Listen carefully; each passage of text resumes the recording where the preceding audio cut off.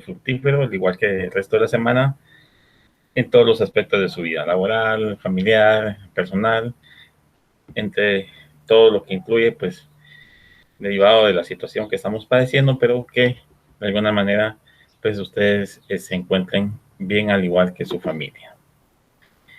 Estamos a 2 clases de sustentar, entiendo yo, el segundo examen parcial, para que ustedes puedan ir acumulando su puntuación para después someterse a su examen técnico profesional.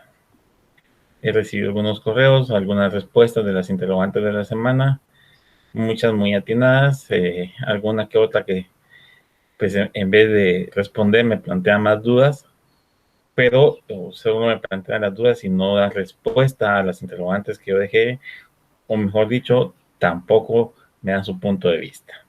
Es importante que ustedes, como futuros colegas, se puedan expresar, se den a entender, y no es lo mismo solo plantear preguntas a plantear una interrogante ya con un comentario. Yo pienso tal cosa, pero mi duda es esto y esto y esto, por esto, esto y esto.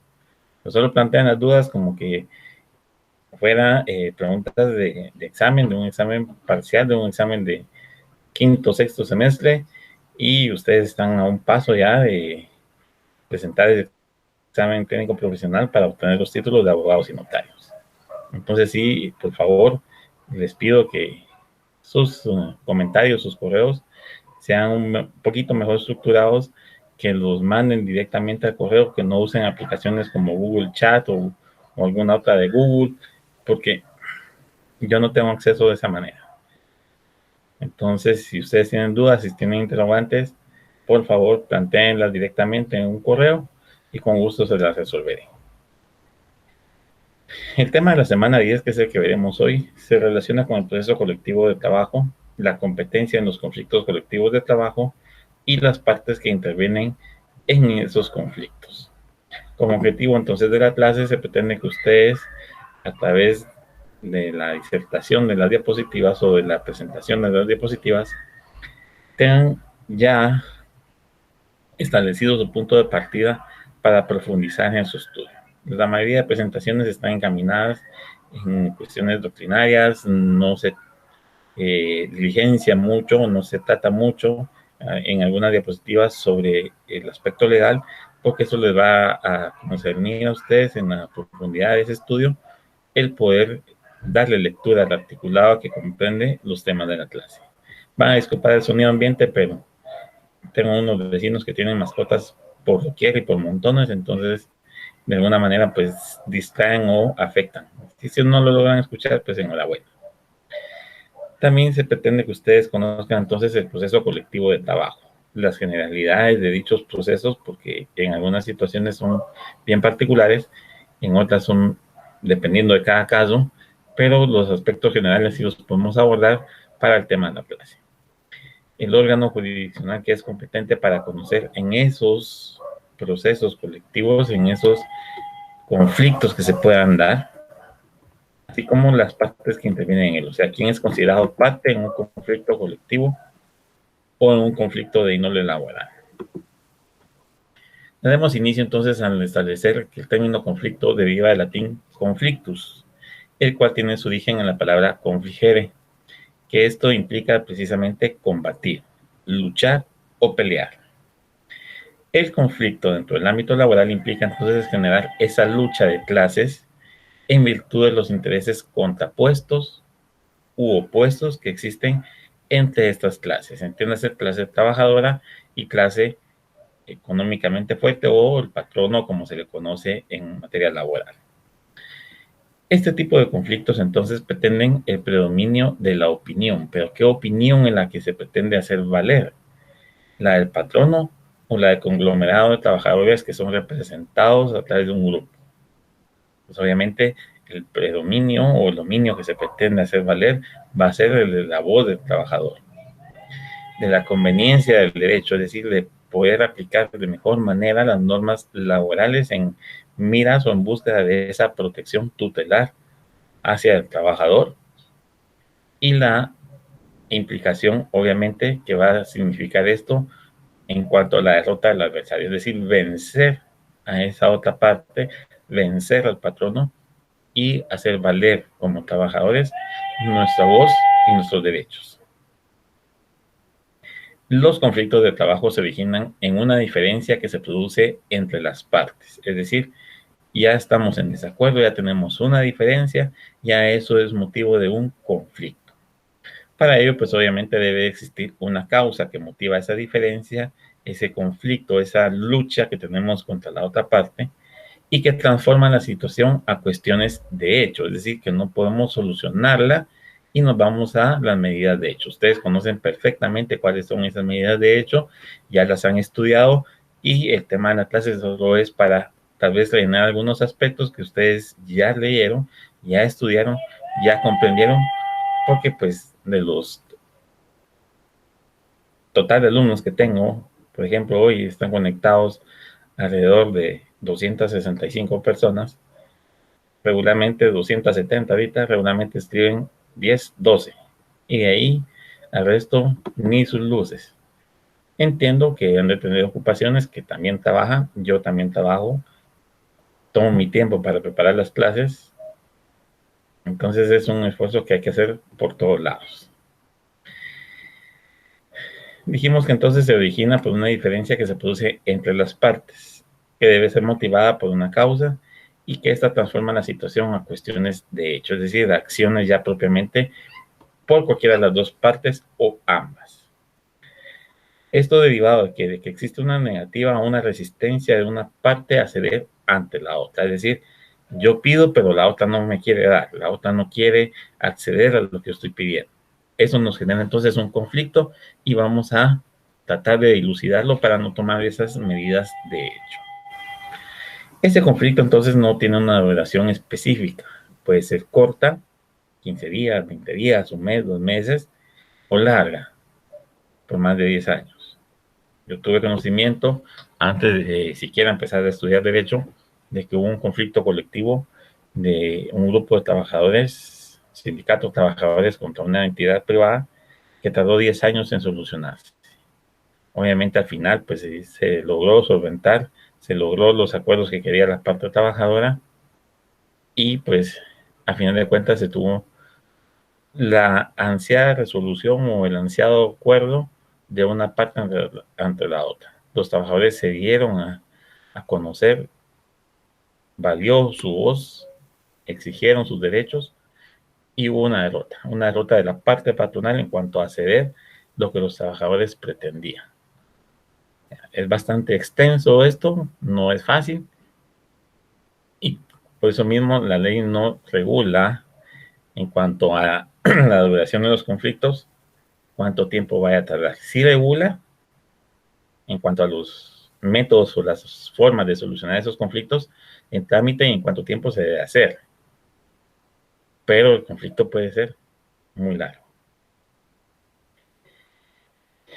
Esto implica obviamente o va de la mano de la capacidad de acceder o no de una de las partes frente a la otra. Puede ser que los trabajadores estén exigiendo mucho y que las exigencias pues sean imposibles de cumplir por parte de la parte contraria, o que el patrono esté exigiendo a los trabajadores, porque recuérdense que es un conflicto entre una parte y otra, no necesariamente trabajadores contra patronos, puede ser patronos contra trabajadores, y que no haya posibilidad de un acuerdo, no haya posibilidad de que los trabajadores accedan a lo que el patrono desea o quiere.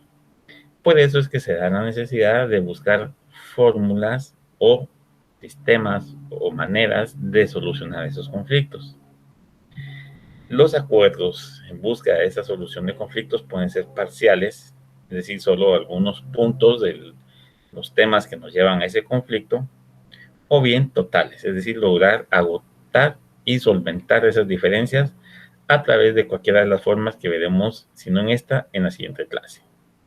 Obviamente debe existir una propuesta por cada una de las partes para lograr alcanzar ese consenso. Es una negociación, es un estira y encoge. Es como cuando ustedes van a hacer sus compras al mercado y empiezan a regatear. Lo mismo opera acá. Vamos a solucionar el conflicto a través de ¿qué? De un sistema de negociación. Vamos a ver qué modalidades de negociación pueden existir, tanto doctrinaria como una ley para la solución de esos conflictos. Para entender entonces el porqué de la necesidad de la norma de derecho colectivo, debemos de retroceder al inicio de esos conflictos, es decir, un poco de historia, que para algunos podrá ser aburrida, pero es parte importante para ver qué motivó a través de la historia la propuesta de estos métodos de solución. A través del tiempo, entonces, en el transcurso de la historia de la humanidad, más específicamente en materia de derecho de trabajo, todos los trabajadores se vieron en su momento en la necesidad de agruparse para poder exigir sus derechos. Se percataron que un solo trabajador no hace mayor efecto, no produce mayor efecto. Es como aquel dicho de una sola golondrina no hace verano. Un solo trabajador no se escuchaba tan fácilmente. Entonces, ¿qué sucede? Agrupémonos, acuerpémonos, porque mientras seamos más difícil será para la otra parte vencernos. Entonces empezaron a agruparse. ¿Para qué? Para exigir, obviamente, el cumplimiento de sus derechos. Un trato igual, mejores salarios, a igual trabajo, igual salario, jornadas limitadas, no jornadas extenuantes. Recuérdense, cuando vimos el antecedente del derecho de trabajo, que los trabajadores eran considerados esclavos y un esclavo era considerado un bien, del cual se podía disponer, vender, regalar, transmitir, lo que uno puede hacer con los bienes. Fue con la industrialización, con ese boom de la industria, que empezaron a exigirse el cumplimiento de esos derechos. De forma individual no se pudo, era necesario entonces agruparse. Estas agrupaciones nacieron inicialmente como grupos coaligados o coaliciones.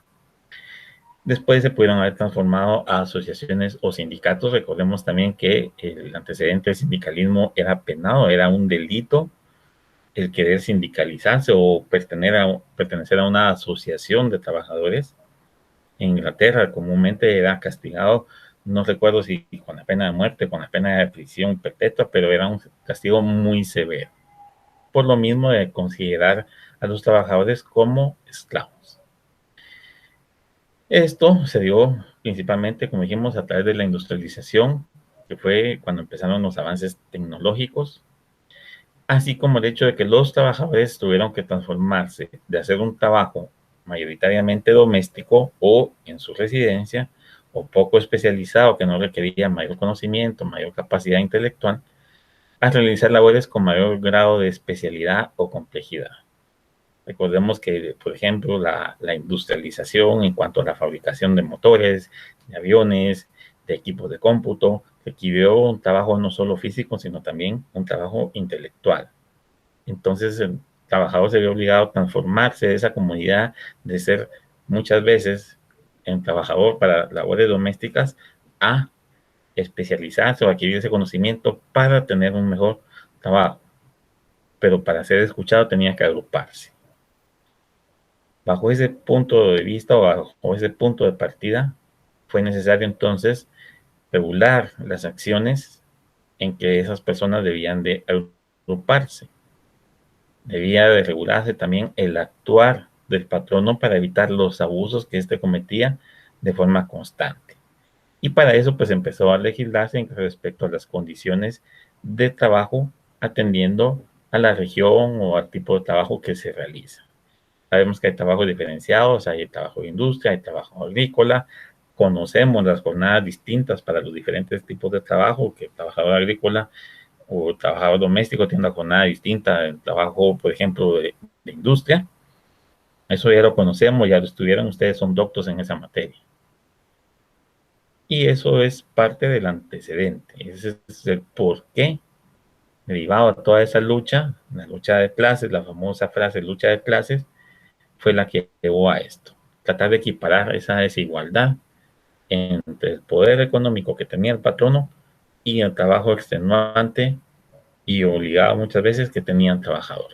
Había que subir un poco más y bajar un poco más, equilibrar un poco más esa balanza para un trato más justo. A raíz entonces del surgimiento de estas agrupaciones o asociaciones de trabajadores, se tuvo que regular también la existencia de estas agrupaciones. cuáles iban a ser sus funciones, sus atribuciones, la forma en que iban a conformarse, si iban a tener cargos u órganos de dirección.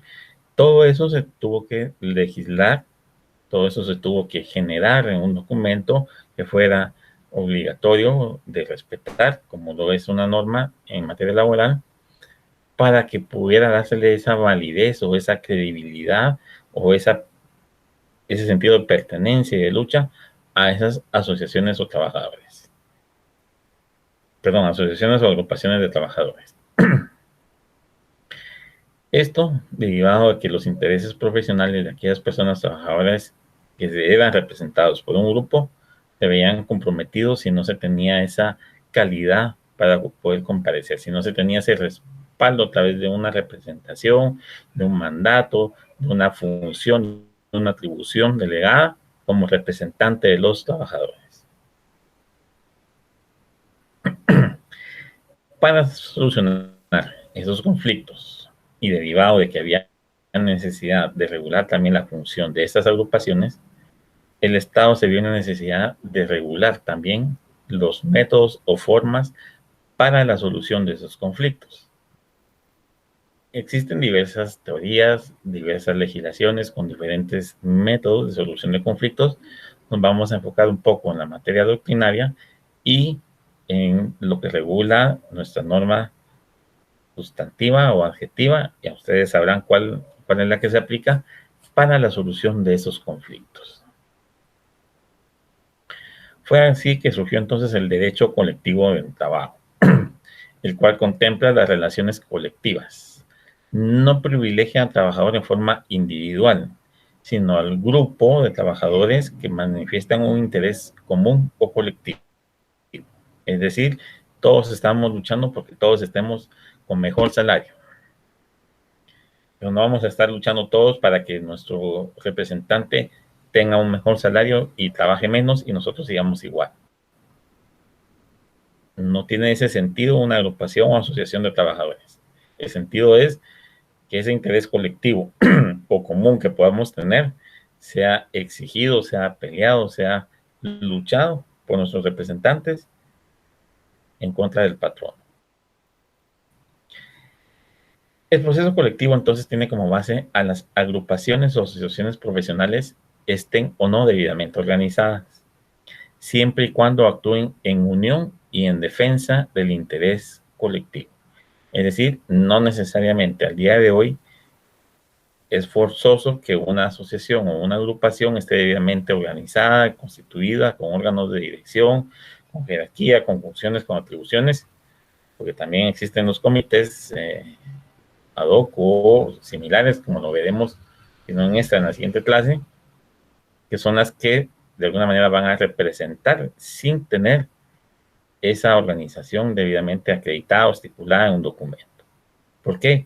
Porque se actúa siempre en unión, es decir, en colectividad o en representación de ese colectivo de trabajadores y en defensa de los intereses de ese grupo, de ese colectivo. Si son intereses individuales, no podemos hablar de un derecho colectivo o de un proceso colectivo de trabajo.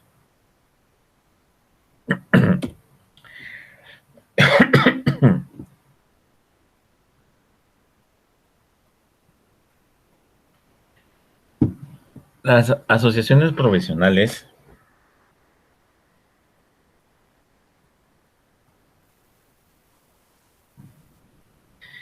persiguen corregir la inferioridad económica que impide al trabajador contratar en un pie de igualdad con el empleador. Es decir, nosotros trabajadores nos debemos de ajustar al salario y las condiciones que el patrono impone. ¿Qué es lo que persigue entonces una asociación profesional? Corregir esa inferioridad económica, es decir, buscar mejores ingresos económicos para el trabajador y hacer un poco más igualitario al patrón. Para ello entonces se utiliza básicamente dos instrumentos, es decir, en el proceso con el derecho colectivo se utilizan dos instrumentos que buscan esa persecución, el corregir esa inferioridad económica. Uno de ellos es el contrato colectivo de trabajo, el cual no es más que el instrumento de composición pacífica del conflicto de intereses colectivos y la huelga como instrumento medio de lucha al que se contrapone el cierre o paro patronal. Es decir, el primer instrumento que se utiliza es el contrato colectivo de trabajo. ¿Y qué es un contrato colectivo de trabajo? Es el instrumento de composición pacífica para la solución del conflicto de los intereses colectivos. Vimos que es un contrato de trabajo colectivo, sabemos que regula, ¿sí?, las condiciones futuras y que puede persistir aunque ya no exista el sindicato, aunque un patrón no sea parte o ya no existan los patronos, haya sustitución patronal. Ese contrato colectivo rige para los que estaban en el momento en que se suscribió y las futuras relaciones. Eso ya lo vimos. ¿Y por qué es pacífico? Porque obviamente nos evita esa lucha, ¿sí? Logramos a través de un contrato colectivo establecer mejores condiciones, no hay necesidad de esa lucha contra el patrón o de una parte contra la otra. Por eso se establece una composición pacífica del conflicto de intereses colectivos, es decir, soluciona esos intereses colectivos porque a todos nos interesa mejores salarios con menos jornada, trabajos menos extenuantes o mejor equiparados. Y el segundo de los instrumentos, que es la huelga. ¿Y qué es la huelga? Es un medio de lucha ya con acciones concretas, contrario al cierre o paro patronal, y que busca la solución de ese conflicto, pero con medidas de hecho. Ya son circunstancias de hecho. Las coaliciones y las asociaciones profesionales constituyen, pues, las instituciones fundamentales del derecho colectivo del trabajo. Y la base de ese derecho está formada por los convenios colectivos, los conflictos colectivos y los medios de solución de estos conflictos. Barajémosla más despacio, dirían en mi pueblo. Una coalición y una asociación profesional constituyen, pues, esas instituciones fundamentales del derecho colectivo de trabajo. Es decir, son los grupos a través de los cuales los trabajadores vamos a actuar, ¿sí? Y hacer esto, constituimos la base de ese derecho que está formada por ¿qué? Convenios colectivos. Esa asociación ya logró un convenio colectivo, perfecto. Los conflictos colectivos, que serán entre esta asociación o grupo coligado y los patronos. Y los medios de solución de estos conflictos cuando surgen estos y no hay forma de poderlos solventar si no es por alguno de estos métodos de solución de conflictos.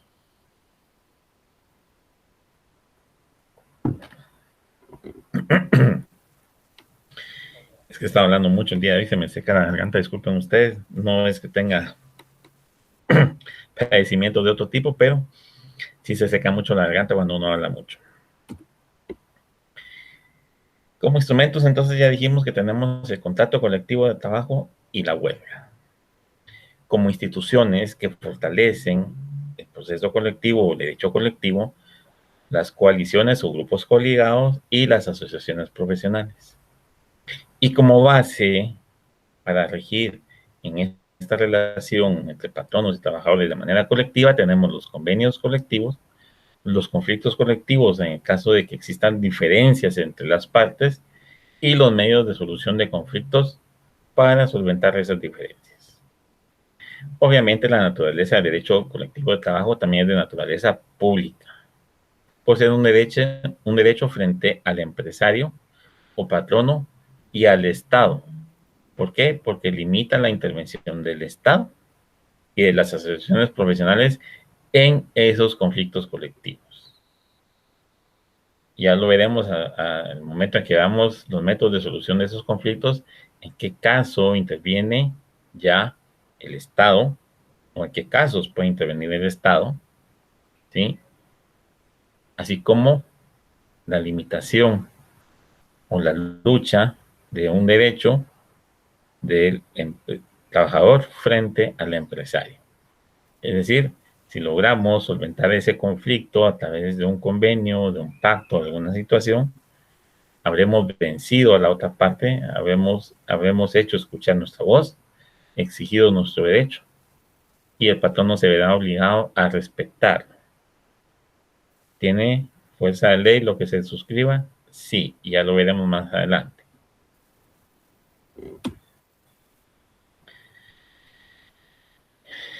El derecho colectivo presenta una serie de características que vale la pena mencionar para que con el transcurso del tema de la clase y de la siguiente, que está muy relacionada, podamos de alguna manera verificar las condiciones, las circunstancias en que el derecho colectivo se hace valer y que nos permite como trabajadores hacer valer nuestros derechos, levantar nuestra voz, no en pleito, no en búsqueda de conflicto, sino en una solución adecuada a nuestros intereses de forma colectiva. La primera de esas características es que atañe a grupos sociales. Esto, al estar inspirado en la escuela sociológica que reconoce la existencia de grupos sociales, procura entonces proteger a los grupos de trabajadores. Nos ve como trabajadores como un grupo social económicamente débil y desprotegido frente al poder económico, la capacidad económica del patrón. Por eso se considera doctrinariamente que la característica del derecho colectivo es que atañe, número uno, a grupos sociales. Segunda característica, constituye un correctivo de la situación de inferioridad. Es decir, vamos a corregir esa situación de inferioridad a través de la aplicación de la norma de derecho colectivo. ¿Qué vamos a perseguir? Lograr ese equilibrio al colocarnos en una situación de igualdad como trabajadores para regular las condiciones del contrato de trabajo. Vimos que busca equiparar la balanza, ¿sí? Bajar un poco al patrono, subir un poco al trabajador. Lograr ese equilibrio. Lo que se pretende es una situación de igualdad, pero si no se puede, por lo menos que no exista tanta diferencia. ¿Y eso cómo lo vamos a lograr? Al hacernos escuchar y lograr a través de las bases, de los contratos colectivos, del derecho colectivo, de un conflicto colectivo y la solución de este, mejorar o regular las condiciones del contrato de trabajo. Obviamente, contratos colectivos. Tercera característica, acepta la licitud del empleo de medios de acción directa. Es decir, los medios de acción directa que tenemos para poder exigir el cumplimiento de esas obligaciones, exigir por parte del patrono o el patrono por parte de los trabajadores la solución de ese conflicto, ya vimos uno de ellos, ya lo mencionamos hace unas diapositivas. Esa licitud del empleo debe ser debidamente declarada. Cuando lo veamos, vamos a ver en qué momento y cuál es la forma de declarar esa acción de hecho o esa acción directa legalmente para que pueda surtir efectos. Cuarta característica, procura la solución pacífica de los conflictos de intereses colectivos. Es decir, no vamos a ir a pelearnos con el patrono, a sacar armas de fuego, sacar armas blancas, machetes, palos y a pelear. No, es una solución pacífica. Sentémonos, dialoguemos, platiquemos, negociemos y logremos un fin. Equiparar esa desigualdad. Quinta característica, reconoce la existencia de una nueva fuente del derecho, los convenios colectivos. Cuando vimos en la semana 1 o 2 del derecho de trabajo, las fuentes que inspiran el derecho de trabajo, vimos que hay fuentes reales, históricas y demás. Los convenios colectivos pasan a formar parte de las fuentes del derecho laboral en general. ¿En qué rubro lo podemos ubicar? No es una fuente legal, no es una fuente histórica. ¿Será que es una fuente legal? Sí, porque recuérdense que los convenios tienen fuerza de ley para las partes que los suscriben. Y ese antecedente puede ser un convenio de hace 20, 30 años. Como antecedente histórico también nos sirve como una fuente de derecho. Hay que ver de qué forma ubicamos a los convenios colectivos en una o en varios tipos de fuentes. Sexta característica, garantiza la libertad. Esto al facilitar la unión de los hombres frente a las fuerzas económicas. Nos mantiene independientes sin poder ser aislados. Recuérdense que la unión hace la fuerza. ¿Sí? Facilitar la unión, es decir, garantizar legalmente ese derecho a unirnos en una agrupación, en un grupo, como ustedes quieran llamarle, de hombres frente a las fuerzas económicas de la otra parte, nos mantiene independientes. Es decir, no dependemos de ellos, no vamos a ceder ante ellos. ¿Por qué? Porque somos un grupo fuerte, formado por una colectividad. Eso no nos va a permitir ser aislados. En lo individual podrán callarnos, podrán desatender nuestras peticiones. En la colectividad hacemos presión, hacemos fuerza. Dicha libertad se tiene también frente al Estado, es decir, el Estado también nos garantiza que nos va a proteger, que no nos va a disminuir en nuestras funciones, que no nos va a atacar, que no va a haber una persecución, porque nos está garantizando el poder hacer valer nuestra voz y exigir nuestros derechos.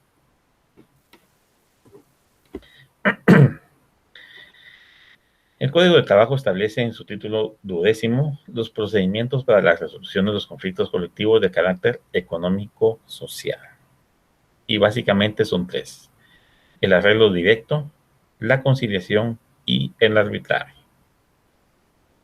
El fin primordial que persiguen esas instituciones en general es el de darle la mejor solución a los conflictos colectivos que puedan surgir, privilegiando al grupo en desventaja, regularmente trabajadores, pero como grupo y no en lo individual. Es decir, vamos a privilegiar a ese conglomerado, a esa colectividad como grupo social de trabajadores, y nos vamos a procurar que esos medios de solución de conflictos les permitan obtener la mejor solución en esa equiparación o en ese acortamiento de la desigualdad. Eso es lo que pretende el derecho colectivo.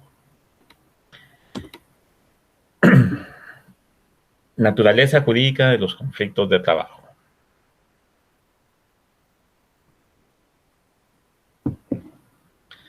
Para el autor o tratadista Mariano R. Thyssen-Baum, existen características intrínsecas y extrínsecas, y cada una de ellas las divide en dos modalidades. Con relación a las características intrínsecas, es decir, las primeras, que consisten en el objeto de la divergencia y en su enfoque jurídico, así como la posición funcional de las partes. Para eso, el derecho de trabajo es un derecho creado para los hombres y destaca que personaliza las partes y establece que la contienda se crea entre el capital y el trabajo. Eso es característica intrínseca. Con relación a las extrínsecas, se genera un impacto de índole social en el medio laboral, que a diferencia del derecho privado, lo genera en el interés particular de las partes. Y la segunda división de las características extrínsecas consiste en que deja sentir la función de las agrupaciones gremiales o sindicales, haciéndole ver al juez su presencia y defensa de los intereses de la clase trabajadora. Veámoslas un poco más despacio. Características intrínsecas. La primera división que hace de las intrínsecas es que el objeto, la divergencia y su enfoque jurídico, así como la posición funcional de las partes. ¿Cuál es el objeto de esa divergencia? ¿Qué es una divergencia? Para empezar, se preguntarán ustedes. Algo divergente, ¿qué es? Algo que no es común, que está dispar, ¿sí? Que no está igual, que no está equiparado, que no es equitativo. Esas divergencias, esas diferencias, por decirlo de otra manera, y el enfoque jurídico de esas divergencias y la posición de las partes son las que generan esa primera característica intrínseca. Es decir, ¿qué diferencias existen? ¿Cuál es el enfoque jurídico que debe darse a cada una de ellas? ¿Y cuál es la posición funcional de cada una de las partes? ¿Soy patrón o soy trabajador? Ese es el punto de partida. Primera característica intrínseca: ¿cuál es el objeto de esa divergencia? Es decir, ¿qué pretendemos con esa divergencia, con esas diferencias que tenemos? ¿Qué enfoque jurídico se debe dar? Y la función de las partes en esa divergencia, es decir, en esa diferencia que tenemos. La segunda parte de las características intrínsecas, que es a lo interno, considera que el derecho al trabajo es un derecho creado para los hombres. Obviamente, como grupo social nos va a proteger el derecho al trabajo. Destaca que despersonaliza a las partes, es decir, no les toma cariño, por decirlo de alguna manera, o no les toma interés a las partes, ¿sí? Sino a la lucha que representa ese conflicto. Ah, no porque es fulanito, o porque es tal empresario, o porque es tal entidad. No. Despersonaliza las partes, es decir, no importa quién sea, lo que va a importar es la contienda que está creada entre el capital y el trabajo. Eso es lo que va a preferenciar o a hacer valer el derecho colectivo del trabajo o el conflicto colectivo como naturaleza del conflicto colectivo. Eso es lo que dice Mariano. ¿Qué objeto tiene la divergencia? O sea, ¿hacia dónde nos va a llevar esa divergencia, esas diferencias? ¿Qué enfoque jurídico le vamos a dar? ¿Y cuál es mi función como parte en ese conflicto? Esto de atendiendo también a qué? A que el derecho al trabajo, que es la norma que regula la solución del conflicto y la que protege a los trabajadores, está creado para los hombres. Despersonaliza las partes porque no le importa quién es el actor y quién es el demandado, por decirlo de alguna manera, o quién es trabajador y quién es patrono, sino que establece que esa contienda va a ser entre el capital y el trabajo. Son aspectos intrínsecos, hacia adentro de un conflicto. Y hacia afuera, que son las características extrínsecas que tenemos.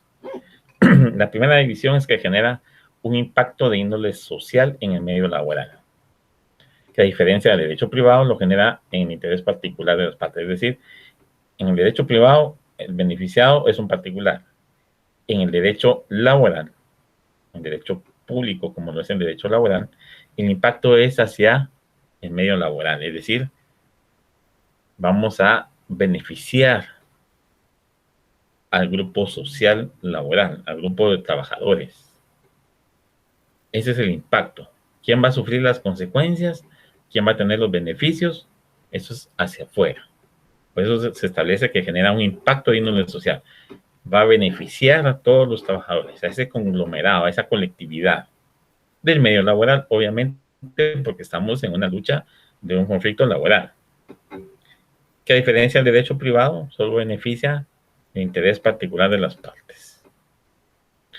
La segunda división de las extrínsecas, es decir, la otra manifestación que conlleva ese conflicto de trabajo, consiste en que deja sentir la función de las agrupaciones gremiales o sindicales, es decir, el sentir de esos representantes de los trabajadores, al hacerle ver al juez, una tercera persona, ya un órgano contralor en materia judicial, su presencia, es decir, decirle aquí estamos, señor juez. Y no nos vamos a dejar, no vamos a hacer, y queremos esto, y queremos, y vamos a luchar por esto. Obviamente, pacífica la lucha. Y defensa de los intereses de la clase trabajadora. ¿Y por qué estoy luchando yo aquí, señor juez? Porque este grupo que yo represento quiere mejores condiciones, quiere esto, quiere lo otro, y si se puede lograr, si se puede negociar, si podemos solucionarlo. ¿De qué forma? Con el enfoque jurídico. ¿Qué parte soy? Establece mi posición funcional. ¿Qué divergencia? Mire, señor juez, estos son los conflictos que tenemos, esto es lo que no se quiere negociar, esto es a lo que no llegamos a un arreglo. ¿Ven cómo se amarran esas características de la naturaleza jurídica de los conflictos de trabajo? O sea, no se establece solo porque sí, hay una razón de ser. Y ustedes lo pueden verificar o tratar de verificar e identificarlas ya cuando lean el Código de Trabajo y algún otro libro que supongo ustedes ya tienen adquirido en PDF o fotocopiado o comprado, pero que ya lo tienen y lo van a leer. O mejor dicho, ya lo leyeron. Sé que ustedes son muy acuciosos y van un paso más allá de su catedrático. Espero, ¿ah? Debemos recordar entonces que el derecho de trabajo es un estatuto para los hombres, es decir, es una serie de disposiciones en beneficio o protección de los hombres, en general, hombres y mujeres. No vayan a sentirse las mujeres menospreciadas porque se utiliza el término hombres, pero aquí se refiere a hombres como humanidad. En ese sentido es el que se le da con esta utilización o con la utilización de este término.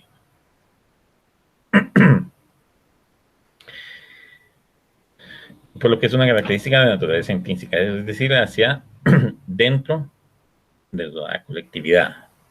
El conflicto colectivo tiene como característica que se despersonaliza de las partes en las contiendas, es decir, no lucha porque es fulanito, porque es sutanito, sino por el beneficio de todos los trabajadores, por ese conglomerado.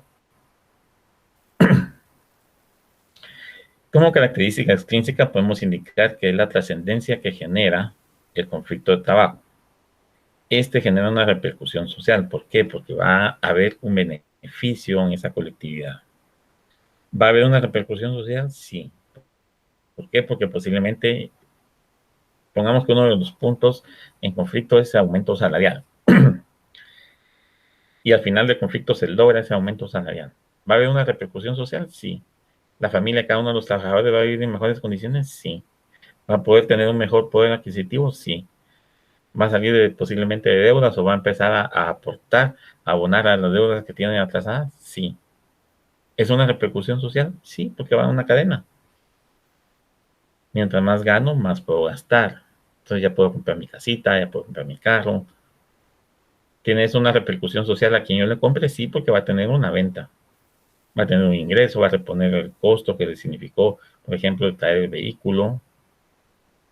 O con la venta de ese vehículo, pues logra ajustar para otro.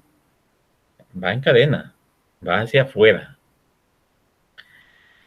La segunda característica es dejar sentir la acción gremial o sindical toda vez que se hace presente el interés de la clase trabajadora y de sus integrantes de forma general. Es decir, todos los trabajadores nos hacemos oír, nos hacemos escuchar.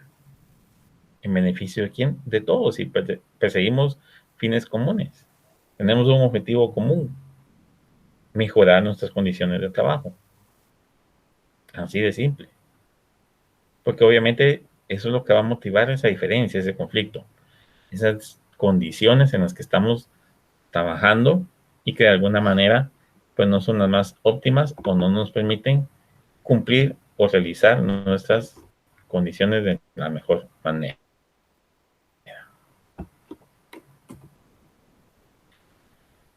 En cuanto a los conflictos colectivos de trabajo, existen diversas acepciones respecto a cómo definirlo. Sin embargo, podemos indicar por lo menos un par de ellas. La primera es la que da el autor Manuel Alonso García.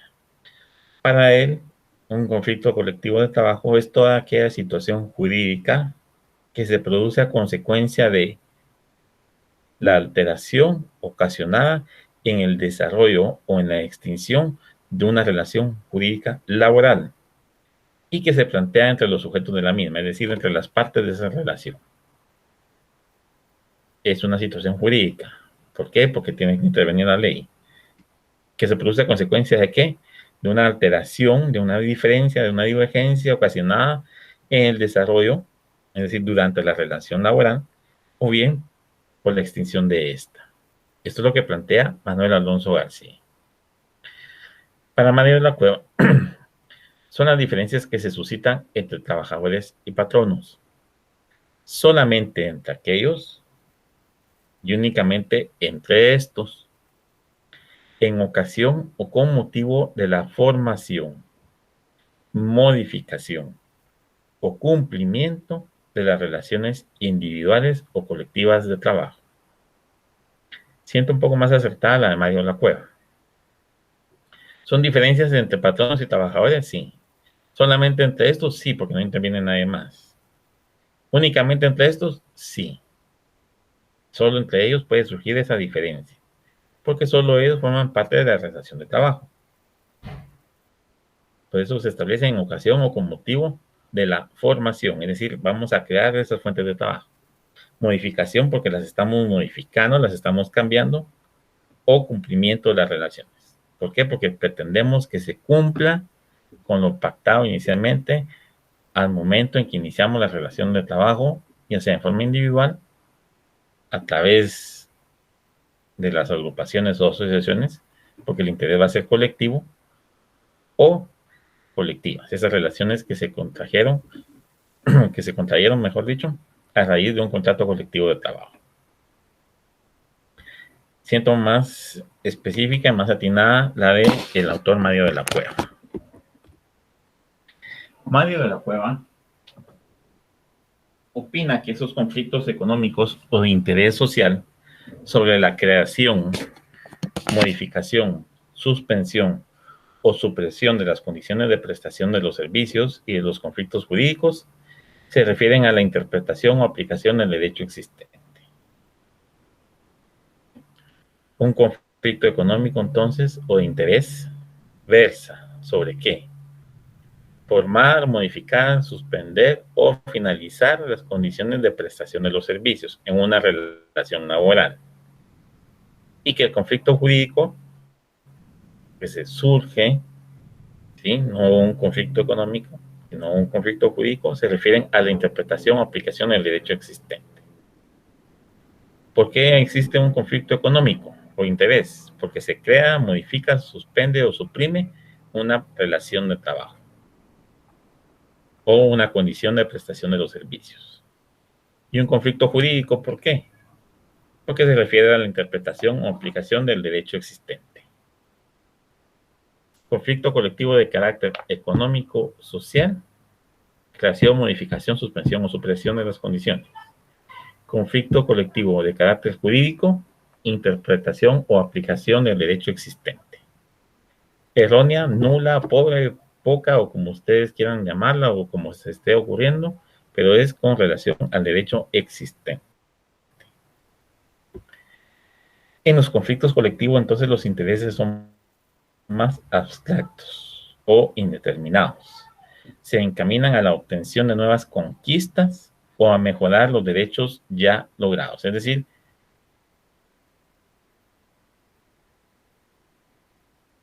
tenemos un mínimo, pero las queremos mejorar y sabemos que se puede mejorar.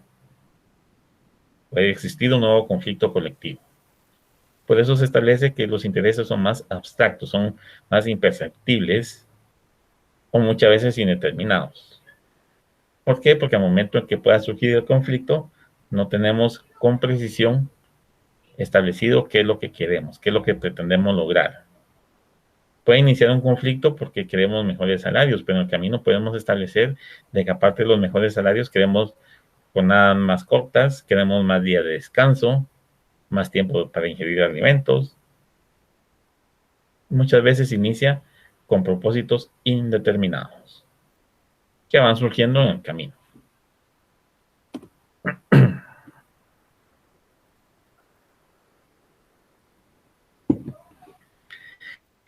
Vimos hace un momento entonces que existen acciones que se pueden tomar por los trabajadores en la lucha de sus intereses y que esto pues obviamente tiene que tener alguna disposición legal que las faculte. El Código de Trabajo establece en su título séptimo los conflictos colectivos de carácter económico. La huelga, que es la suspensión temporal de labores legalmente declarada por parte de 3 o más trabajadores, y el paro, que es el cierre total de la empresa por parte de los patronos. Ambos pueden finalizar por arreglo directo o por decisión judicial. De igual forma, en el título 12, los procedimientos para la resolución de los conflictos colectivos de carácter económico-social. Esto a partir de lo que regula el artículo 374, que es el arreglo directo, 377, que es la conciliación como parte de los mecanismos de solución, y el arbitraje en el 397, que son las decisiones tomadas de forma judicial. Y a partir de 409, o el artículo 409, las disposiciones comunes que atañen a esos procedimientos o a esos métodos de solución de los conflictos. Desde el punto de vista doctrinario, algunos autores clasifican los conflictos colectivos de carácter económico y otros de carácter jurídico. Es decir, como dice o establece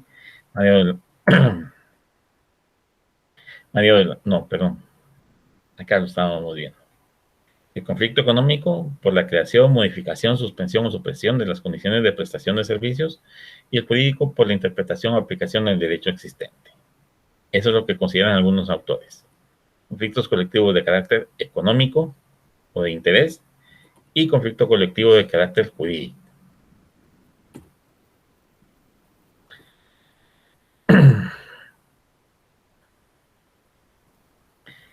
El procedimiento para solventar o solucionar un proceso colectivo o un conflicto colectivo inicia con el más fácil de ellos por el grado de complejidad, y es el arreglo directo. A través del arreglo directo se trata de resolver el conflicto de una forma sencilla, sin formalismos, sin la intervención de un órgano administrativo o judicial. Cuando surge alguna situación o problema por las condiciones en que se presta el servicio, los trabajadores pueden realizar una asamblea general, nombrar el comité permanente o comité ad hoc para plantearle al patrono sus quejas o solicitudes. Vimos hace unos minutos que no es necesario y que exista una agrupación debidamente establecida o con, con cuestiones debidamente formada, instituida, con jerarquía y demás, ¿no? Puede ser un comité ad hoc, como lo establece nuestra normativa en cuanto a el arreglo directo, es decir, un comité adecuado, un comité apto para plantear esas quejas y proponer soluciones. Las peticiones se pueden presentar al patrono o su representante en forma verbal o de manera escrita, estando obligado el patrono a recibir la misma para tratar de darle solución de una manera pronta. Es decir, el patrono o ustedes patronos o representantes del patrono no se pueden negar a recibir esa petición para solventar esas situaciones a través de el arreglo directo. ¿Por qué? Porque existe un problema, existe una situación que nos puede ocasionar un conflicto y hay que darle solución. ¿Es necesario que sea una agrupación o una asociación sindical? No. Puede ser un comité permanente o un comité ad hoc, es decir, un comité adecuado, un grupo de trabajadores adecuado para poder representar al resto y solucionar ese conflicto.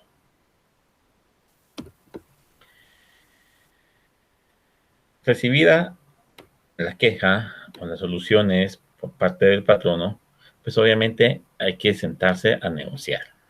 Hay que sentarse a discutir y si existe un arreglo de esas negociaciones, es decir, si nos logramos poner de acuerdo en la solución de ese conflicto, se fracciona un acta, la cual se debe remitir en un plazo de 24 horas siguientes a que se suscribió una copia auténtica a la Inspección General de Trabajo. Esta es obligación del patrono remitirla. Con la copia de dicha acta, la inspección tendrá una situación que verificar. Velar porque no se violen las normas laborales vigentes y para ello entonces tendrá que revisar el contenido del acta, el acuerdo alcanzado o logrado entre ambas partes y que ese contenido y que ese acuerdo no violenten o no contraríen disposición alguna en materia laboral en perjuicio del trabajador. Es decir, que violenta alguna norma que lo proteja. Si ese arreglo violenta una norma que protege al trabajador, ese acuerdo no puede ser válido. Por eso es que se remite a la inspección, como quien dice, para que la revise, para que dé el visto bueno de que como trabajador no nos están afectando nuestros derechos y que como patrono pues tampoco va a tener responsabilidad más allá de lo suscrito. ¿Qué sucede si no se cumple con ese arreglo, con ese convenio de ese arreglo directo? Los trabajadores, si fuera el caso, pueden acudir ante el órgano jurisdiccional, es decir, ante un juez, para exigir el cumplimiento de lo convenido. Si el incumplimiento de ese acuerdo causó daños y perjuicios, el patrono está obligado a pagar esos daños y perjuicios que fueran ocasionados. Y como consecuencia también de ese incumplimiento se puede imponer al patrono una multa.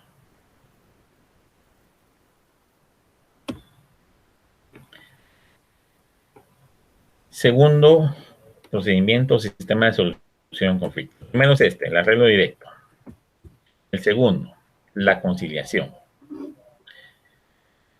Respecto a la conciliación, podemos indicar que para Manuel Alfonso García, la define como una institución jurídica destinada a actuar pretensiones ante órganos especialmente establecidos, cuya finalidad consiste en hacer imposible e innecesaria una intervención judicial o administrativa posterior. Es decir, vamos a comparecer ante un órgano especial establecido, ¿sí?, para evitar irnos a un órgano judicial o administrativo posterior. Guillermo Cabanela define la conciliación como la terminación de una amenaza derivada de una desavenencia por el acuerdo voluntario, directo y personal de las partes, quienes ceden en sus pretensiones o aceptan una fórmula de entendimiento que permite superar ese conflicto. Una definición hasta cierto punto un poco distinta de la que da Manuel Alfonso García, pero que tiene de alguna manera lo mismo: solucionar un conflicto. Para Manuel Alfonso es ante un órgano especial establecido anteriormente para evitar irnos a juicio. Para Cabanelas es un acuerdo voluntario, directo y personal, en el cual ambas partes ceden a pretensiones o aceptan una fórmula de entendimiento que permite superar ese conflicto. Para la OIT, es decir, la Organización Internacional del Trabajo, la conciliación es una práctica que consiste en utilizar los servicios de una tercera parte neutral, es decir, de alguien que no tiene interés en el asunto, para que ayude a las partes en su conflicto y lleven a cabo una transacción amistosa. Y si complementamos con lo que establece Guillermo Cabanelas, es esa fórmula de entendimiento que va a permitir superar el conflicto. ¿Para qué? Para que no sea una intervención judicial la que nos solucione, sino un órgano especialmente establecido que ayuda en la solución del conflicto, es decir, esa tercera parte neutral. ¿Se complementan las definiciones? De alguna manera, sí, si lo vemos desde ese punto de vista. Tal vez puedan ser algo diferentes. Para algunos de ustedes tal vez no se complementen esas definiciones, pero si lo vemos en cuanto a la OIT, Cabanelas y Manuel, de alguna manera sí se integra. Si lo vemos de Manuel para Cabanelas y la OIT, vemos que son definiciones totalmente distintas. Pero si la dejamos a la inversa, se darán cuenta ustedes de que efectivamente se puede complementar lo de la OIT con lo de Cabanelas y con lo de Manuel Alfonso García. La naturaleza jurídica de la conciliación atiende a las partes que intervengan en dicha conciliación. Si es entre particulares, será privada. Y si es entre entidades del Estado y sus trabajadores, será pública. Es decir, si los trabajadores están contra su patrono, que es la iniciativa privada, la naturaleza jurídica será privada. Si es de los trabajadores del Estado contra el Estado, la naturaleza jurídica entonces será pública. Cuando hablamos de las partes que intervienen en una conciliación, entendemos que por un lado está el empleador o patrono y por el otro la parte trabajadora. El conciliador, el mediador, el tercero amistoso, como se le quiera llamar, no es parte en el asunto. ¿Por qué? Porque no tiene interés. Y vamos a lo que establece la OIT. Una tercera parte neutral, no tiene interés, que ayuda a las partes en su conflicto, en la solución de ese conflicto. Eso es lo que vemos acá. Te viene en una conciliación el empleador y la parte trabajadora. El conciliador, mediador, tercero, amistoso, como se le llame, no es parte en ese proceso colectivo, en ese conflicto colectivo, ni en el método de conciliación que estamos utilizando. Lograr la conciliación o alcanzada esta, termina el procedimiento y se crea en ambas partes la obligación de darle cumplimiento a lo acordado. Recuérdense que es una negociación en la cual ambas partes ceden, ¿sí? Entonces, ambas partes van a tener obligación de cumplir con lo que acordaron a través de esa conciliación. El acta que se suscriba tiene fuerza ejecutiva y puede exigirse su cumplimiento en la misma forma que si fuera una sentencia. Pregunta. Y esta semana me dejaron en un impasse porque para unos una ejecución de un acuerdo en un juicio laboral es en lo civil y para otros es en lo laboral. Quisiera que los que me contestaron de esa manera, para los que me pusieron civil y para los que me pusieron laboral, me justifiquen de mejor manera el por qué es civil o el por qué es laboral. Y no solo copiar, como hizo un compañero, casi textual el artículo y con eso justifica su respuesta, ¿no? El juez va a conocer el derecho. Al juez hay que darle los hechos, hay que decirle el por qué esa norma se debe de aplicar. No es solo citar la norma y decir, porque la norma dice, usted lo debe hacer. No, hay que decirle por qué, cuál es nuestra interpretación de esa norma. Eso quieren sus respuestas, por favor. Y pregunta que les hago para esta semana. Ese título o ese documento que se establece que tiene fuerza ejecutiva y que puede promoverse en la misma forma que fuera una sentencia, ¿ante quién se promueve? ¿Juez civil o juez de trabajo? ¿Y por qué? Argumenten, no solo copien la ley, por favor, para que sea la respuesta. Porque eso pues implica que yo de alguna manera después de mi punto de vista y podamos tener ese acercamiento y ese conocimiento de las diferentes opiniones que existen en la interpretación específica de algunas normativas. La conciliación entonces procede cuando en un lugar de trabajo se produzca una cuestión susceptible de provocar una huelga o un paro. En caso de que los interesados, si se trata de patronos o de trabajadores no sindicalizados, elaborarán entonces para el efecto y suscribirán un pliego de peticiones. Es decir, aquí vamos a hacer una pequeña corrección porque el punto. La conciliación procede cuando en un lugar de trabajo se produzca una cuestión susceptible de provocar una huelga o un paro. En este caso, entonces, los interesados, si se trata de patronos o de trabajadores no sindicalizados, van a elaborar y suscribir un pliego de peticiones, es decir, que es lo que queremos de la otra parte.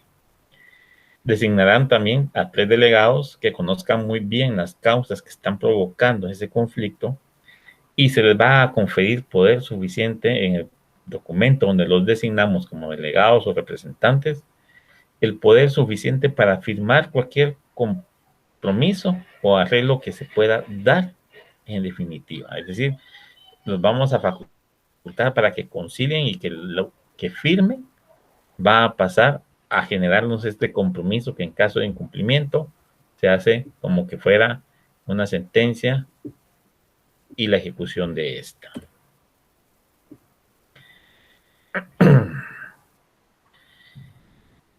Estos delegados deben de conocer bien las causas y se les debe de conferir en el propio documento poder suficiente para firmar cualquier arreglo en definitiva o simplemente al referéndum, es decir, algo que debe ser avalado.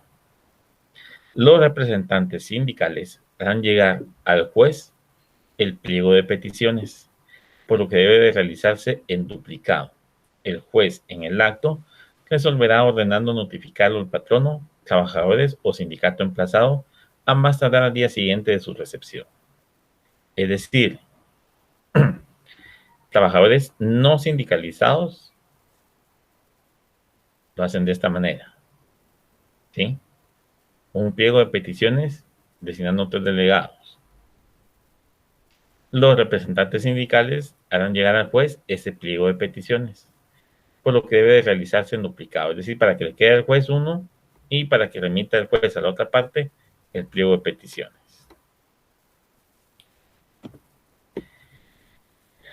Si se tratare de la discusión de un pacto colectivo de condiciones de trabajo, el pliego respectivo se presentará a la otra parte para su discusión en la vía directa. Es decir, si vamos a negociar un pacto colectivo, se lo entregamos en la vía directa, es decir, personalmente o a través de su representante y no a través del juez. Y para el efecto se estará lo que dispone el artículo 51 en su último párrafo. Vencido dicho plazo, se realizará el procedimiento establecido en ese capítulo. ¿Y qué regula el artículo 51? ¿Y por qué está hablando de los sistemas y de los conflictos y de la solución en el 377 y demás? Nos remiten al artículo 51. ¿Qué regula el artículo 51? Para empezar, ¿dónde está regulado? Pactos colectivos de condiciones de trabajo. Sección primera, disposiciones generales y pactos colectivos de empresa o de centro de producción determinado. Artículo 51.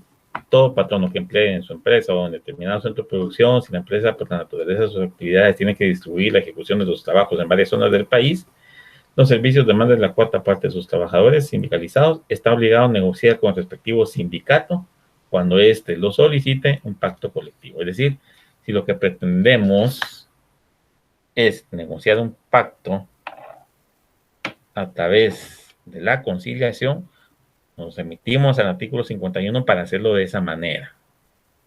Si no, no podemos negociar el pacto.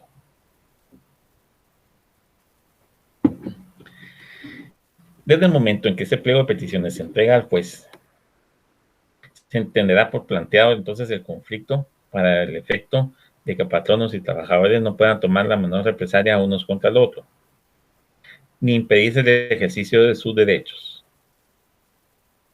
Es decir, desde ese momento en que se notifica, donde se plantea, mejor dicho, donde se entrega al juez el pliego de peticiones, desde ese momento surgen las prevenciones, es decir, la prohibición para patronos y trabajadores de tomar represalias una parte contra la otra, cualquiera que sea. Ambos tienen prohibiciones de tomar actos a manera de represalia, ni impedirse el ejercicio de sus derechos tanto de patronos como de trabajadores. A partir de ese momento, entonces, toda terminación de contratos de trabajo en la empresa en que se ha planteado el conflicto, aunque se trate de trabajadores que no han suscrito el pliego de peticiones o que no se hubieran adherido al conflicto respectivo, debe ser autorizada por el juez, quien tramitará el asunto en forma de incidente. Esta resolución no prejuzga sobre la justicia o injusticia del despido. Es decir, solo vamos a pedirle al juez la autorización para terminar esa relación de trabajo y el juez no va a decir si es justo o no es justo. El juez simplemente va a resolver en incidente, de acuerdo a las pruebas que se presenten y los argumentos planteados, si procede o no finalizar esa relación de trabajo. Si no se realiza ese procedimiento de comparecer ante el juez en un incidente, la consecuencia radica en la reinstalación, es decir, el efecto va a ser la reinstalación del trabajador. Esto sí, solo si existe esto, un emplazamiento. Esas prevenciones de no tomar represalias, si no se sigue el procedimiento de pedirle al juez permiso para terminar las relaciones de trabajo, va a tener como consecuencia o efecto, a través de otro incidente, la reinstalación del trabajador. Obviamente el trabajador tiene que comparecer a plantear su incidente de reinstalación. Dentro de la conciliación, una vez recibido el pliego de peticiones por parte del juez, este procede a conformar el Tribunal de Conciliación y Arbitraje dentro de las 12 horas siguientes. Aquí no hay chance de que lo dejo para mañana. No, 12 horas establece el código, 12 horas tiene que quedar conformado en el Tribunal de Conciliación y Arbitraje. Una vez conformado, mandará notificar a la otra parte y fijará el plazo de 24 horas para que conforme la delegación que lo va a representar, ya sea patrón o trabajador. Vencido dicho plazo, es decir, las 24 horas, si no hubiera impedimento planteado o conocido por los que integrarán el tribunal, se declarará competente el tribunal para conocer de ese conflicto colectivo a través de la conciliación y deberá reunirse dentro de las 36 horas siguientes. Es decir, yo juez de trabajo, por ejemplo, mando y notifico a las otras partes que va a integrarse el Tribunal de Conciliación y Arbitraje. Para el efecto les doy 24 horas para que me indiquen qué delegación los va a representar. Es decir, yo tengo 12 horas para resolver una vez haya recibido el pliego de peticiones. Y en esas 12 horas que voy a resolver, que voy a conformar el Tribunal de Conciliación y Arbitraje de conformidad con la ley, con los representantes del patrono y los representantes de los trabajadores, y para el efecto les mando notificar que en 24 horas ustedes me tienen que decir quiénes los van a representar durante ese proceso de conciliación. Si no hubiera ningún impedimento en cuanto a quienes integren el tribunal ya conformado se declara competente para conocer de ese método de solución de conflicto, y dentro de las 36 horas siguientes a que nos declaramos competentes, vamos a reunirnos. ¿Quiénes vamos a reunir? Todos los interesados. 2 horas antes de que tenga lugar o verificativo dicha audiencia, es decir, por ejemplo, señalamos 36 horas para mañana a las 10 de la mañana. A las 8 de la mañana nos debemos de reunir por separado con ambas partes, es decir, ya en tribunal conformado, nos reunimos con ambas partes para que respondan las preguntas que podamos tener, que nosotros les podamos formular. ¿Por qué quieren esto? ¿Por qué estas condiciones dicen ustedes que son así? ¿Por qué aquí? ¿Por qué allá? Todas esas interrogantes que tenemos como tribunal las vamos a presentar o a plantear por separado a ambas partes. Terminadas ambas reuniones, el Tribunal de Conciliación se reunirá para hacer las deliberaciones necesarias. Es decir, voy a resolver qué es lo que yo considero o como tribunal consideramos que se debe de hacer. Hechas estas deliberaciones, serán comunicadas a las partes proponiendo los medios o bases generales del arreglo. Es decir, ya vamos a decirle, miren, para nosotros el arreglo o la forma correcta de arreglar es esta.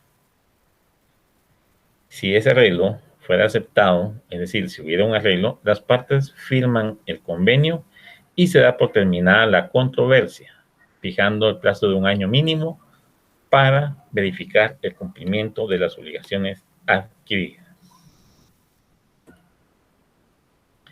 Si no se llega a un arreglo, el procedimiento de las audiencias y deliberación, así como de comunicar el acuerdo, es decir, esos 3 pasos, puede repetirse una sola vez dentro de las 48 horas siguientes a la primera convocatoria.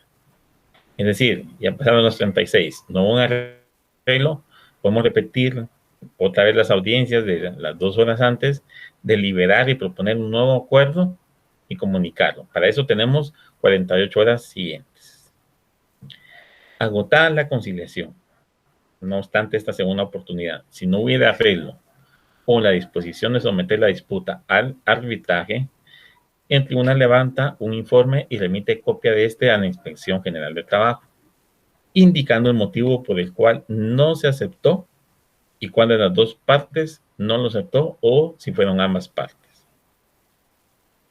Si la cuestión se dispone someterla al arbitraje, todo lo actuado servirá de base para el juicio de arbitraje. El plazo máximo para resolver y diligenciar esa conciliación es de 15 días. Vencido ese plazo, se debe remitir un informe a la Corte Suprema de Justicia para que disponga de conformidad con lo que regula el artículo 393. ¿Y qué regula el 393? Vamos algo atrasaditos con el tiempo, jóvenes. Pero vamos a tratar de agotar el tema. 393. En ningún caso los procedimientos de conciliación pueden durar más de 15 días, contados a partir del momento en que el juez recibió el pliego de peticiones, con todos los requisitos que exige el artículo 381. Al vencerse dicho término, el tribunal dará por concluida su intervención, lo pone de conocimiento de la Corte Suprema de Justicia a fin de que ésta ordene la destitución de los funcionarios o empleados judiciales que en alguna forma resulten culpables del retraso. Es decir,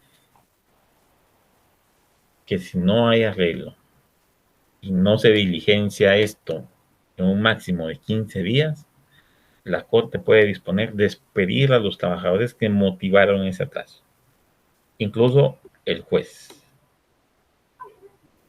Muy complicado, sí. ¿Hay mucha carga de trabajo? Sí. ¿Hay muela judicial? Sí. Pero sí está dispuesto. El arbitraje puede ser de dos maneras, potestativo u obligatorio. En ambos casos, la ley regula los presupuestos que habilitan uno y otro. Si el arbitraje potestativo ocurre durante la huelga o el paro, una vez exista dicho acuerdo de irse al arbitraje, se deberán de reanudar labores en las mismas o mejores condiciones de ocurrir este medio de defensa, siempre y cuando hubiera sido legalmente declarada.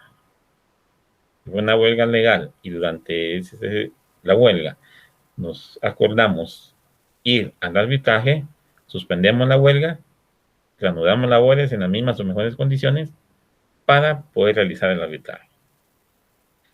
En los casos de arbitraje potestativo, las partes deben someter ante el respectivo juez de trabajo y previsión social y por escrito los motivos de su divergencia, es decir, de su desacuerdo, y los puntos sobre los cuales están de acuerdo.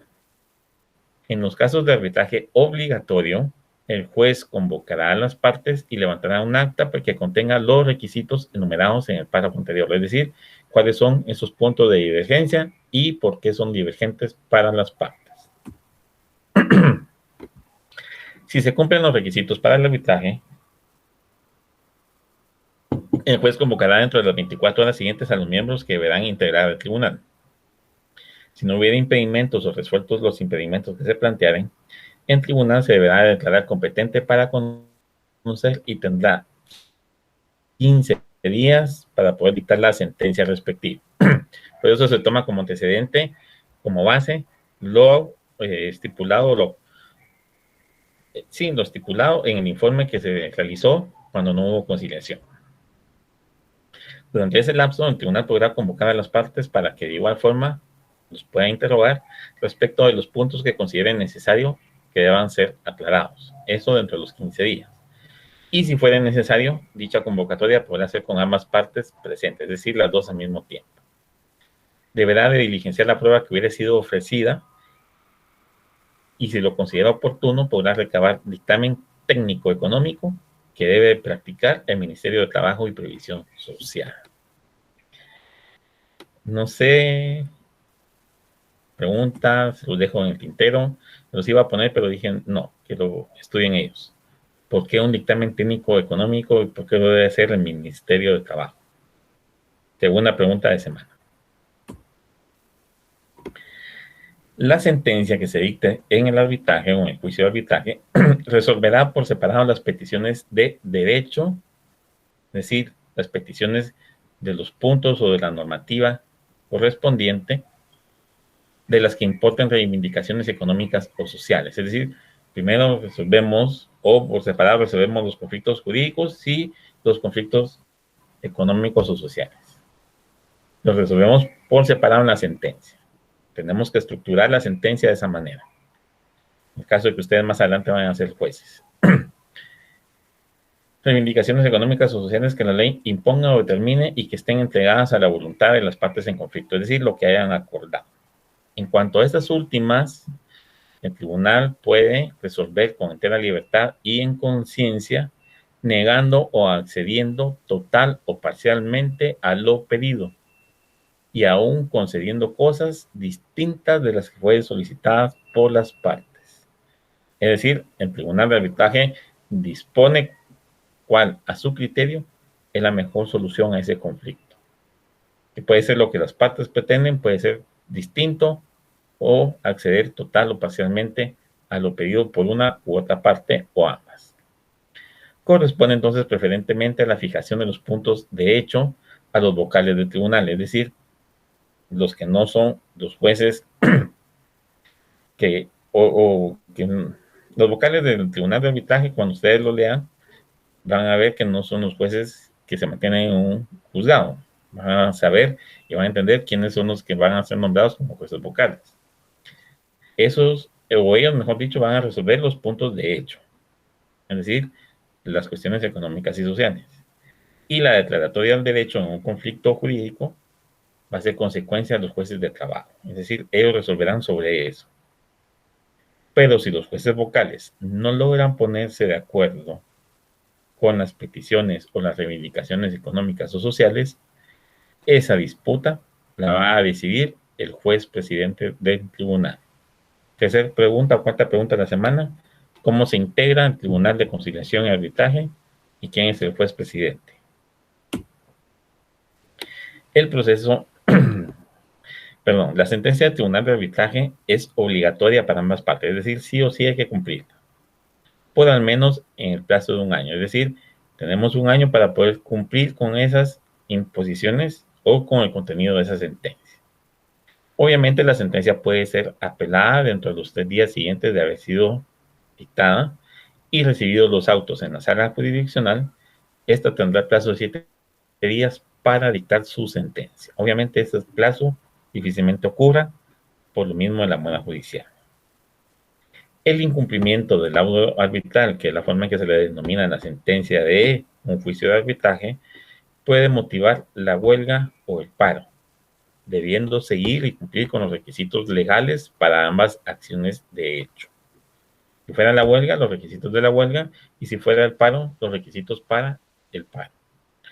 Las disposiciones comunes a los procedimientos de conciliación y arbitraje se encuentran reguladas en los artículos 409 a 413 del Código de Trabajo, los cuales les invito les puedan dar lectura. Siguiente tema. Cualquier duda, por favor, háganla llegar como siempre al correo y con gusto durante el transcurso de la semana o el día que tenga tiempo se las responderé. Los órganos jurisdiccionales suponen por lo menos la presencia de la comunidad obrera, la cual puede ser a través de grupos obreros organizados y con personalidad jurídica, o bien simples coaliciones. Y será el derecho procesal del trabajo al que le tocará decidir quién puede acudir ante la jurisdicción del trabajo en defensa de los intereses colectivos. Es colectivo este tipo de procesos en virtud de que la controversia tiene por objeto asegurar a las personas que pertenecen a cierto grupo o categoría de trabajadores nuevas condiciones de trabajo, como también la interpretación y aplicación de las normas jurídicas de las condiciones de trabajo vigentes. La connotación colectiva no depende del número de personas que intervengan en un conflicto o en una solución, sino del grupo o totalidad de personas trabajadoras que se verán beneficiadas. ¿Se recuerdan que produce un impacto social? Sí. Esa totalidad o ese grupo de trabajadores que se va a ver beneficiados, que es el que va a tener las consecuencias o a vivir la experiencia de ese impacto social, obviamente si se obtiene o se logran lo que se está peleando, va a ser para todos y no para la cantidad de personas que intervengan únicamente en el proceso de conciliación o arbitraje. Son representantes, no son los que van a ir a pelear solo por los intereses de ellos. Van a ir a pelear por los intereses de todos y el beneficio va a ser para todos, y por eso la connotación es colectiva. Una colectividad comprende a la totalidad, un grupo mayoritario. Esa es una totalidad. Y por último, la competencia de los órganos jurisdiccionales. El Código de Trabajo establece la creación de los órganos jurisdiccionales con competencia para solucionar las situaciones que en materia laboral puedan surgir, regulándolos de la siguiente manera. Artículo 284, Tribunales de Trabajo y Previsión Social. Para ello los subclasifican en juzgados de trabajo y previsión social, tribunales de conciliación y arbitraje y salas de apelaciones de trabajo y previsión social. Esos son los 3 órganos jurisdiccionales en materia de trabajo y previsión social de acuerdo al 284. Los juzgados de trabajo se establecen de acuerdo a las consideraciones del artículo 288. La competencia de los juzgados de paz se establece o se regula en el artículo 291.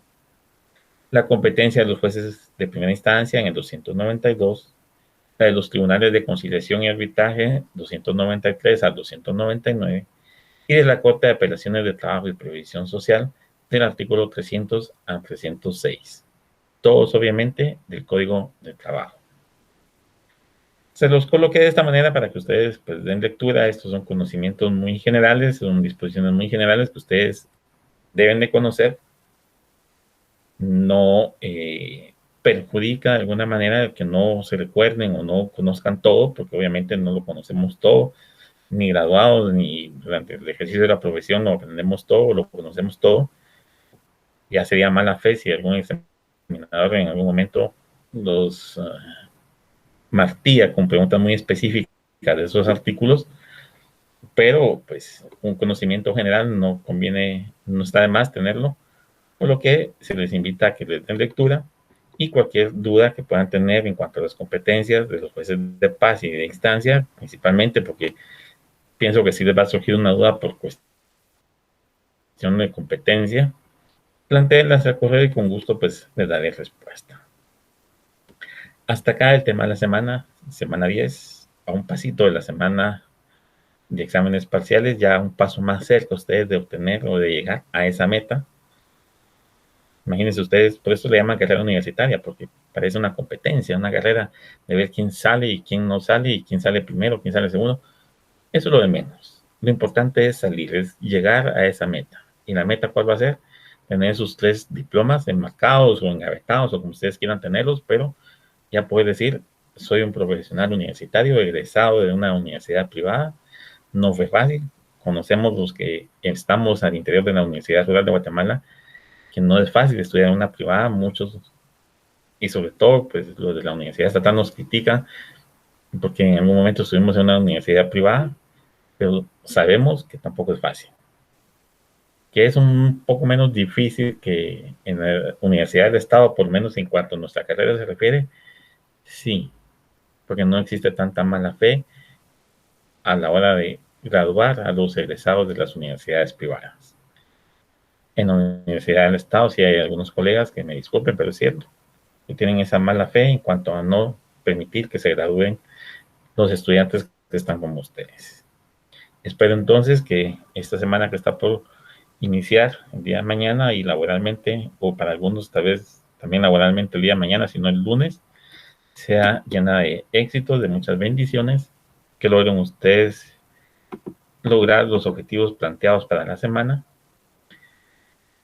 que se mantengan siempre libres y alejados de la situación que nos aqueja a nivel mundial, que Dios los guarde para los que creen en Dios o como le llamen, y que de alguna manera podamos de igual forma encontrarnos la siguiente semana para el tema de la semana 11 y con ello agotar los puntos del programa del Derecho Laboral 2, que son los que van a estar presentes o van a formar el contenido de su segundo examen parcial. Como siempre, se les recuerda que las preguntas o interrogantes planteadas en esta diapositiva no son las que se presentan en su examen parcial. No es necesario que las manden, porque, y menos cuando nos ponen para su revisión y corrección. O sea, discúlpenme, pero yo no estoy revisando y corrigiendo.